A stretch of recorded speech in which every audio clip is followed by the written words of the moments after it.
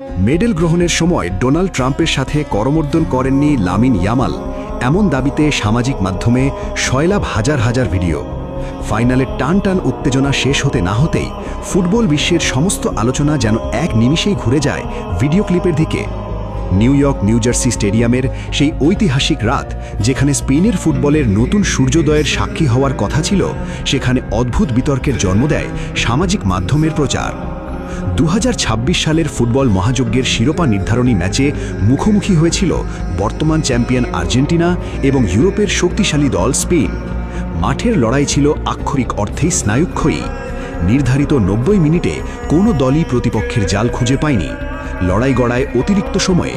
পুরো 120 মিনিটের সেই ম্যারাথন যুদ্ধের একেবারে শেষ লগ্নে বার্সেলোনা তারকা ফেরান তোরেস দুর্দান্ত গোল করে আর্জেন্টিনাকে স্তব্ধ করে দেন। 1-0 গোলের সেই জয়ে দ্বিতীয়বারের মতো বিশ্বজয়ের মুকুট পরে স্পেন।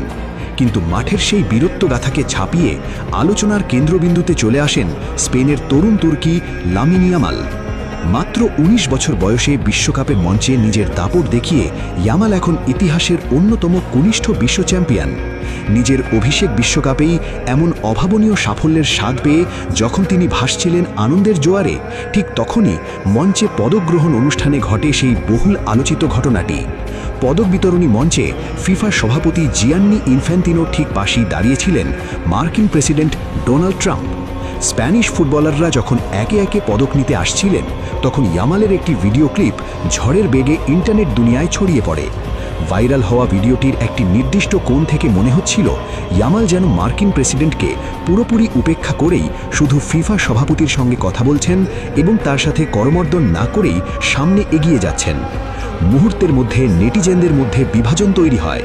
অনেকেই দাবি করতে থাকেন স্প্যানিশ এই তরুণ তারকা সচেতনভাবেই মার্কিন প্রেসিডেন্টকে এড়িয়ে গেছেন। বিশ্বজুড়ে সংবাদ মাধ্যম এবং সামাজিক যোগাযোগ মাধ্যমে এই এক দৃশ্য নিয়ে শুরু হয় হাজারো জল্পনা কল্পনা। তবে উত্তেজনার পারদ যখন তুঙ্গে, ঠিক তখনই প্রকাশ পায় ভিন্ন কোণ থেকে ধারণ করা আরেকটি ভিডিও, আর সেখানেই উন্মোচিত হয় প্রকৃত সত্য। দ্বিতীয় ভিডিওটিতে পরিষ্কার দেখা যায় ইয়ামাল যখন পদক নিতে মঞ্চে পৌঁছান, তখন তিনি জিয়ান্নি ইনফ্যান্তিনোর সাথে কোনো একটি বিষয়ে কথা বলছিলেন।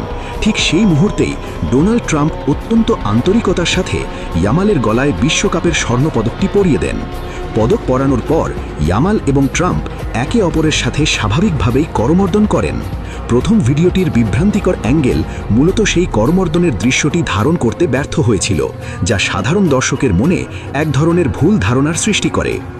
আসলে মাঠের উত্তেজনা আর বিশ্বজয়ের আবেগ ইয়ামালকে এতটাই আচ্ছন্ন করে রেখেছিল যে তিনি ফিফা সভাপতির সাথে কথা বলাই মগ্ন ছিলেন, কিন্তু সৌজন্যবোধের জায়গা থেকে তিনি মার্কিন প্রেসিডেন্টের সাথে করমর্দন এড়িয়ে যাননি। এই ভুল বোঝাবুঝির অবসান ঘটলেও এটি পরিষ্কার যে বর্তমান যুগে একটি ভিডিওর খণ্ডিত অংশ কত দ্রুত জনমত তৈরি বা বিভ্রান্তি ছড়াতে পারে।